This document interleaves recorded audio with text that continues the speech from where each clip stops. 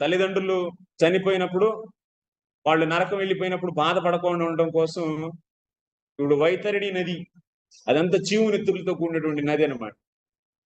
ఆ నదిలో ఏసి లాక్కెళ్తూ ఉంటారు. ఆ నదిలో ఆయనటువంటి ఘోరమైనటువంటి ఆ యొక్క కష్టాన్ని పొందకుండా ఉండడం కోసం ఇక్కడ ఏం చేస్తారు, బ్రాహ్మణుడికి ఆవును దానం చేసుకుంటారు సద్బ్రాహ్మణుడు.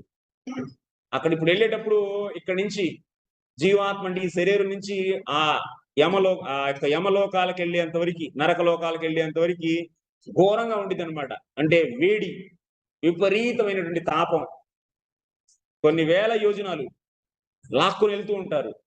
గొంతుకి ఉచ్చేసి యమపాసం లాక్కుని వెళ్తూ ఉంటారు. దారిలో కుక్కలు కరుస్తూ ఉంటాయి, పెద్ద పెద్ద కుక్కలు కండ్లు చీల్చి లాగేస్తూ ఉంటాయి. ఆ తర్వాత పైనుంచి విపరీతమైనటువంటి వేడి, కింద నడిచేటప్పుడు కూడా అది ఒక పెనం అనమాట, పెనం మీద నడిచినట్టే అనమాట. బాగా మసమస మాడి కాగినటువంటి పెనం పై నడవడం, అలా ఉండిద్ది రోడ్డు. సో అంత భయంకరమైనటువంటి కష్టాలను పొందుతూ యమలోకం వెళ్ళటమే అంత కష్టం. అసలు లాక్కొని వెళ్తూ ఉంటారు యమదూతలు.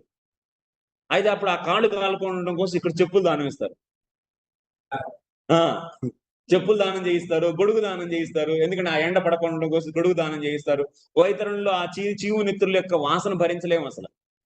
ఆ దాన్ని తట్టుకోవడం కోసం ఆవును దానం చేయిస్తారా, ఒక్కొక్క దానికి ఒక దానం అనమాట.